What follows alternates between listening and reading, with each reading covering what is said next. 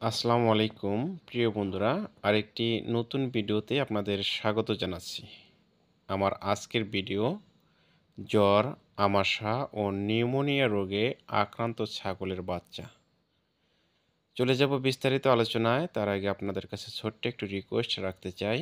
আমার চ্যানেলে নতুন হয়ে থাকলে চ্যানেলটি সাবস্ক্রাইব করে দিন, লাইক দিয়ে পাশে থাকুন, শেয়ার করে আপনার বন্ধুদের দেখার সুযোগ করে দেবেন এবং সবার আগে নতুন নতুন ভিডিও পেতে পাশে থাকা বেল আইকনটি বাজিয়ে দেবেন।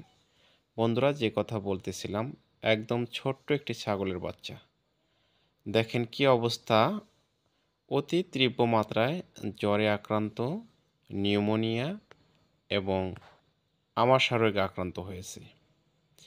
চিকিৎসা দিতে হবে ইনজেকশন, অ্যান্টিহিস্টা 1/2 ml গভীর মাংসে 3 থেকে 5 দিন এবং ইনজেকশন মেলোবেট 1/2 ml চামড়ার নিচে 3 থেকে 5 দিন এবং ইনজেকশন ট্রাইজন ভেট অথবা ট্রাইজেক্ট ভেট অথবা এসিসেপ 3।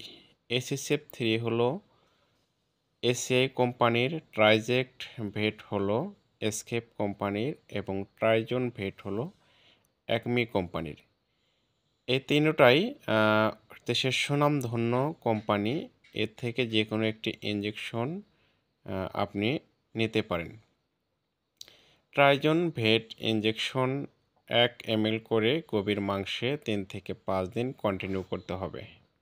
ছাগলের এই বাচ্চাটি অসুস্থ হওয়ার পর খামারি আমাদের উপজেলা প্রাণী সম্পদ দপ্তর ও ভেটেরিনারি হাসপাতাল চররাজীবপুরে নিয়ে এসেছেন চিকিৎসার জন্য। চিকিৎসা প্রদান করলেন ডাক্তার প্রান্ত সরকার, উপজেলা প্রাণী সম্পদ দপ্তর ও ভেটেরিনারি হাসপাতাল চররাজীবপুর, কুড়িগ্রাম। বন্ধুরা, ভালো থাকবেন।